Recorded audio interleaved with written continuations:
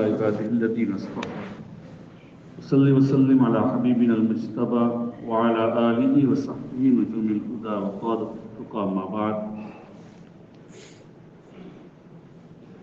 قال النبي صلى الله عليه وسلم: من رأى منكم منكرا فليغيره بيده فإن لم يستطع فبلسانه وإن لم يستطع فبقلبه وذلك أضعف الإيمان.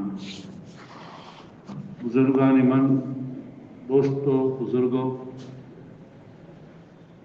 گزشتہ 2 ہفتے سے یہ بات چل رہی تھی امر بالمعروف اور نہی عن المنکر کے بارے میں. آج اس سلسلے میں کچھ آخری بات کر کے اپنا مضمون یہاں پر ختم کر دوں گا. حدیث پاک کا مفہوم آپ کے سامنے بتلایا گیا تھا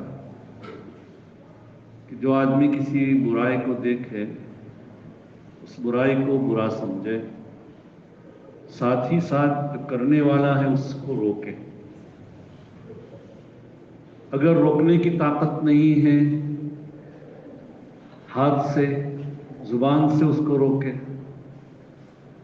اگر زبان سے طاقت نہیں ہے تو اس کو دل سے برا سمجھے. کم سے کم یہ ایمان کا ادنیٰ درجہ ہے.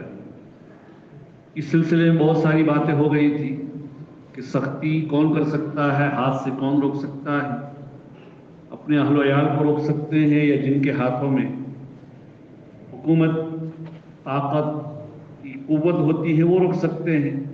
ہمارا کام تو امر بالمعروف اور نہی عن المنکر کرنا ہے. اچھی بات لوگوں تک پہنچانا ہے، بری باتوں سے روکنا ہے. دیکھیے، ہم نے صرف اگر کسی آدمی کو کوئی برا کام کرتے ہوئے دیکھا تو اس کو کہہ دیا کہ بھائی یہ اچھا نہیں ہے یا اس کو ہاتھ سے روک دیا، یہ کافی نہیں. اس کو ہم ذلیل و خوار نہیں کریں گے، اس کے ساتھ دوستانہ تعلق بھی ہم نہ رکھیں. دونوں الگ الگ چیز ہیں. ایک ہے کہ ایک مسلمان ہے، مسلمان سے قطع تعلق اچھی چیز نہیں. لیکن ہم جس کو برائی کے اوپر کھلم کھلا فسق و فجور میں دیکھ رہے ہیں، اس کے باوجود بھی ہم اگر اس کو روکتے ہیں اور وہ اس کام سے رکتا نہیں ہے تو ہماری ذمہ داری کیا آتی ہے؟ اور روکنے کے باوجود ہاتھ سے روکا، ہاتھ پر روکنے کی طاقت نہیں ہے، زبان سے روکا، زبان سے روکا نہیں، روک نہیں سکتے تو کم سے کم دل کو برا سمجھے.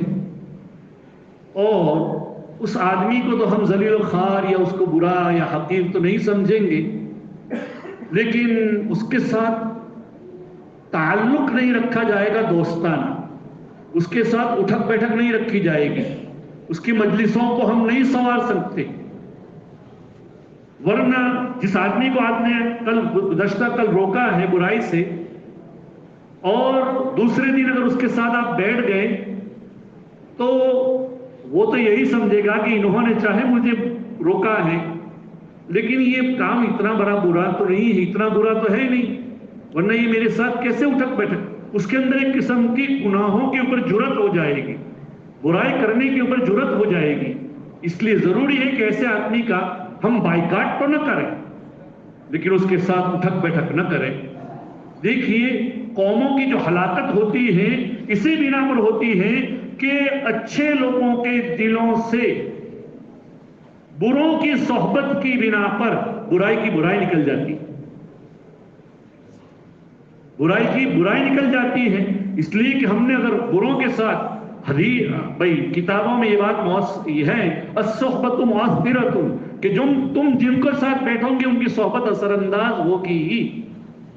حدیث پاک میں اللہ کے رسول صلی اللہ علیہ وسلم فرماتے ہیں کہ مثل الجلیس السوء وجلیس الصالح والجلیس السوء کحامل المسک ونافخ الکیر، کہ اچھے اور برے ساتھی کی مثال کیسی ہے؟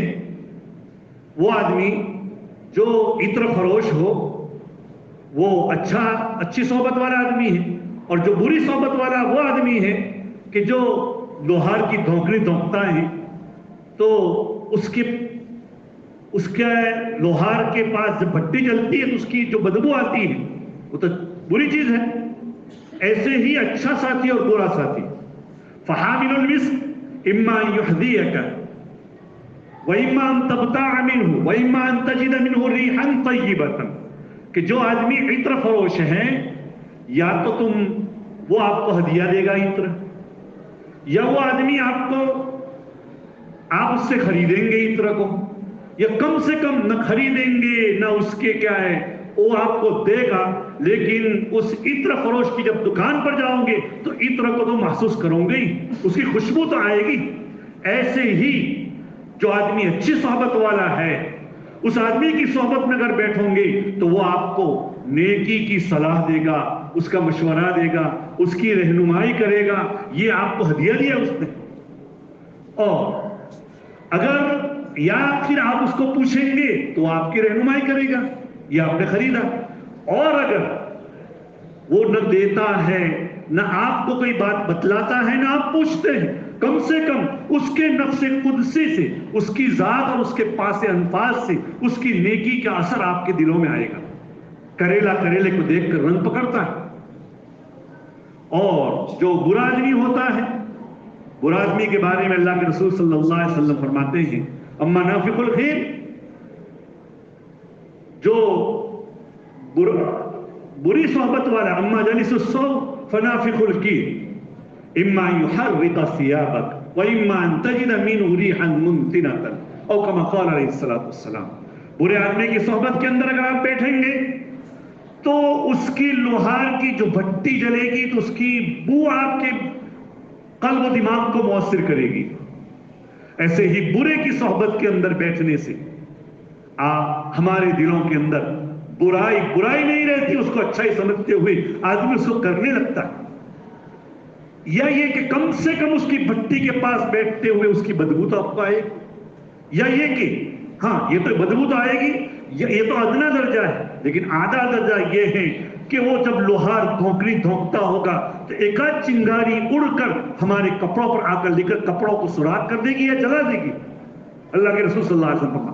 ایسے ہی بری صحبت کا نتیجہ یہ ہوگا کہ اس کی بنا پر اس کا اثر ہمارے ایمان کی کھلیان کو جلا کر خاکستر کر دے گا، یا یہ کہ کم سے کم اس کی صحبت سے برائی ہمارے دلوں سے نکل جائے گی۔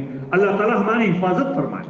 دیکھو بنو اسرائیل کے اندر ایک حدیث میں اللہ کے رسول صلی اللہ علیہ وسلم فرماتے ہیں کہ میں حدیث پڑھنے کا موقع تو نہیں لیکن اس کا ترجمہ کر کے دیکھتا ہوں۔ اللہ کے رسول صلی اللہ علیہ وسلم نے فرمایا کہ سب سے پہلے بنو اسرائیل کے اندر جو کمی آئی دین کے معاملے میں، ایسا ہوتا تھا ایک آدمی کسی آدمی کو برائی کے اندر دیکھتا، اس کو کہتا ارے فلانے تم کیا کر رہے ہو، اللہ سے ڈرو، یہ جو تم کام کر رہے ہو اس کو چھوڑ دو، یہ اچھی چیز نہیں ہے تمہارے لیے، یہ سزاوار نہیں تمہارے لیے، اب تیرے لیے حلال نہیں جائز نہیں، دوسرے دن ملتا وہ آدمی اس کام کو برائی کو چھوڑا ہوا نہیں ہوتا، تو یہ چاہے وہ برائی کرتا ہوا ہوتا، جس نے گزشتہ کر روکا ہے وہ اس کا ہم نشی بن جاتا، اس کا ہم مشرب بن جاتا، اس کے ساتھ کھاتا بیٹھتا اور اٹھتا بیٹھتا، اور اس برائی میں مبتلا ہونے والے کی اس کی بنا پر اس کی جرات بڑھ جاتی تھی۔ یہ نہیں چھوڑا، اس کے بنا پر حق تعالی شانہ نے ایک کے دل کا اثر دوسرے کے دل کے اوپر ڈال دیا اور وہ برائیوں میں مبتلا ہو گئے۔ عزیز اور دوستو، اس لیے ضرورت ہے اللہ والوں کی صحبت اختیار کریں۔ ہمارے مذہب میں الحمدللہ ایک ہی صف میں کھڑے ہو گئے محمود و ایاز، کوئی بندہ رہا نہ کوئی بندہ نواز۔ ہمارے یہاں تو ہر ایک کو اٹھک بیٹھک ہر ایک کے ساتھ بیٹھنے کی یہ ہے، اور اللہ کا شکر ہے ہمارے یہاں کوئی چھوت اچھوت نہیں ہے، ہم غریب کے ساتھ بھی حقیر کے ساتھ بھی بیٹھنے کا یہ، اور اللہ کا شکر ہے کہ ہمارے یہاں دعوت و تبلیغ کا جو کام چل رہا ہے اس کے اندر جہاں بڑے بڑے انجینئر آتے ہیں، ڈاکٹر آتے ہیں، بڑے بڑے سیوٹ آتے ہیں، وہاں معمولی درجے کی بھی آتے ہیں، ایک ہی صف میں وہ بیٹھ جاتے ہیں، ایک ہی صف میں تعلیم کرتے ہیں، ایک ہی صف میں کے اندر وہ بیٹھتے ہیں اٹھتے ہیں، ہر ایک دوسرے کا اکرام کرتا ہے۔ اکرام مسلم ہمارے 6 نمبر کے اندر ایک نمبر ہے، اس لیے ضرورت ہے کہ ان کا ساتھ دیا جائے، یہ تعلیم دی جائے، اس کے اندر ان کے صحبتوں کے اندر بیٹھا جائے۔ ہمارے جو حلقے ہوتے ہیں ان حلقوں میں اگر ہم اللہ کے راستے میں نکلے بہت اچھی بات ہے، اور نہیں نکل سکتے کم سے کم ان کے ساتھ بیٹھیں، ان کے حلقوں میں بیٹھیں، ان کی مجلسوں میں بیٹھیں، یہ بہت ضرورت ہے۔ साथ ही साथ अगर कोई बुराई कर रहा है, जैसे कि मैंने पहले भी कहा था और आज भी कह रहा हूं कि हमारी माँ बहनें रात में जाती है कभी कभी घूमने, अभी कम हो गई अल्लाह का शुक्र है, लेकिन तब भी कुछ न कुछ है। तो मोहल्ले हमारे बहुत कुछ हैं, घर वालों की जिम्मेदारी है कि इनको रोके हाथ से। ऐसा नहीं कि कह दिया औरतें मानती नहीं, अरे भाई इनको समझाओ। और हमारे मोहल्ले बहुत बड़े बड़े हैं, इन मोहल्लों के अंदर घुमा जाए। हमारे बच्चे अगर मोबाइलों के ऊपर बैठे हुए हैं, हमारी जिम्मेदारी है कि इनके हाथों से मोबाइल लेकर इनको अच्छी तरह रहनुमाई करें। ये मोबाइल ऐसा है, इसको अच्छी तरह इस्तेमाल करेंगे अच्छी चीज है, बुरी तरह इस्तेमाल करेंगे इसके अंदर बुरी चीज है, बहुत बुरी बुरी। पहले जमाने में अगर कोई आदमी आज से 25 साल पहले देख लो थिएटर में चला जाता तो इसको कहते हैं ये आदमी पिक्चर देखता है। आज हर घर के अंदर 5-5, 10-10 मोबाइल और हर एक थिएटर बनाया हुआ है। अजीज और दोस्तों, अल्लाह के अजाब को दावत देना है, अपने बच्चों की निगरानी करें, अपने माँ बहनों की निगरानी करें और खुद को भी संभालें। इसके अंदर ऐसी ऐसी चीजें आती है।